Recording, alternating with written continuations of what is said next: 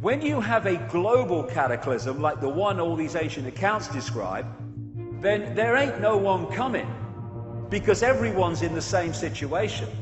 And if that happened today, very soon, first of all, what we call civilization will be over. Electricity, gone. Everything to do with electricity, gone. Oil, anything to do with it, gone. It would immediately become a primitive society from the perspective of today. And soon, the knowledge of the more advanced society that was destroyed would be lost, and it would only be passed over in myths and stuff like that. And of course, it has been.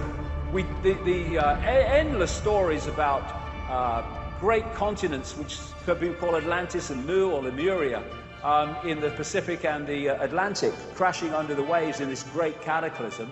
And under the sea around the world are certainly some extraordinary buildings and cities that were once above the surface of the water. Now, as I mentioned in the first half, the base construct of this universe is waveform information. So any distortion at that level, and this is where the whole thing was created from, this massive cataclysmic event, will play through to the holographic as great distortions that we will see as great geological and weather events. And it was at this point that the solar system became eventually what it is now. And a lot of researchers into this area of the cataclysm look at the asteroid belt between Mars and Jupiter and say, well, their view, they may well be right, but that's the remnant of some planet or planets that operated in that area before the great cataclysm. So when it happened, the crazies moved in. This force that I'm talking about, that I say, and many of the ancient texts say, were behind the creation of this cataclysm. Not only that, because the mind also works in this waveform level, any distortion at that level will distort human perception, will distort the human mind. And we went from, when I say we, I mean humanity, went from a connected society, an open, aware, expanded consciousness society, into the one that eventually became the controlled society, and even more controlled society that we see today. And these entities were behind it. And the heart interaction also was a victim of this great cataclysmic happening. Because what happened, not least because of the distortion, but also because of the impact of these entities, we moved from being a heart-centered, heart perception society into the gut. I mean, today, when I say the gut, I mean the emotion. We interact with society today and events today through emotion overwhelmingly. More and more, what does your heart say has become, what does your gut tell you? And we're reacting. We're not thinking, we're not feeling, we're reacting emotionally. And that has massive benefits for the manipulating forces I'll come to. And so the more that we dropped into this gut-based emotion-reacting society, the more we got pulled out of that heart coherence I talked about earlier, which brings the heart electromagnetic field into coherence with the brain and with the other systems to create this connection that takes you, as the Heart Math Institute in America found, into this higher level of consciousness. In other words, boom, it went the other way. And like I say, the Institute of Heart Math talks about when you go from the heart vortex, the heart electromagnetic field, you go out of the bounds of time and space, the illusion, into the greater understanding of self. So this hijack more and more closed that connection down, and we became a five-sense society overwhelmingly, and therefore locked in to this tiny band of frequency we call visible light, and at the expense of the wider perception that this is just part of who we are, not the totality of.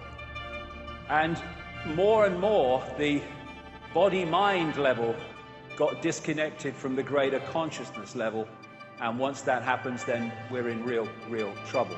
It's not only where much of the population is coming from, it's where the scientists are coming from, it's where the doctors are coming from, it's where the journalists are coming from. Thus, they are as perception imprisoned and enslaved as anybody else.